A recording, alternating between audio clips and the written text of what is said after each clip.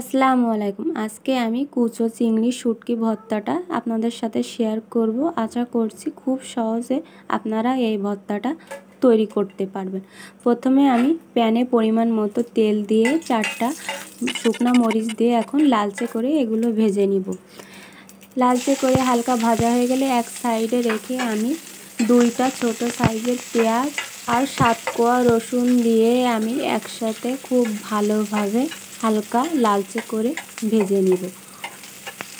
এভাবে নেড়ে চেড়ে আমি পেঁয়াজ রসুনগুলো আর শুকনো মরিচটা আমি একসাথে ভেজে নিচ্ছি। আমরা শুটকি ভর্তা অনেকেই খেতে পছন্দ করি, লোট্টা শুটকি হোক, চিংড়ি শুটকি হোক। যারা বেশি পছন্দ করে শুটকি মাছ তাদের কাছে এই ভর্তাটা তো খুবই অমৃত লাগবে। মাছ মাংস বাদ দিয়ে এই ভর্তা দিয়েই 1 প্লেট ভাত অনায়াসে খাওয়া হয়ে যায়। মরিচটা ভাজা হয়ে গেছে, সেগুলো উঠিয়ে নিয়ে পেঁয়াজটাও আমার হালকা নরম হয়ে এসেছে, ওই সাথে আমি দিয়ে দিব কুচো চিংড়ি শুটকি।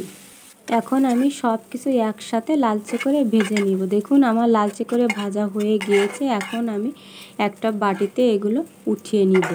ওই পাতিলে রাখলে শুটকিগুলো তাতে পুড়ে যেতে পারে। এখন আমি এগুলো পাটায় বেটে নিব।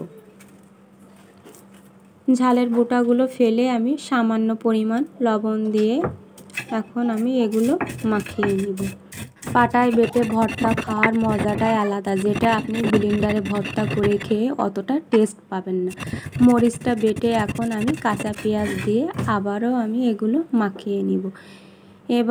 এখন আমি দিয়ে দিব সেই পেঁয়াজ রসুন আর কুচো চিংড়ি ভাজাটা দিয়ে আমি আবারও খুব সুন্দর করে মাখিয়ে নিব।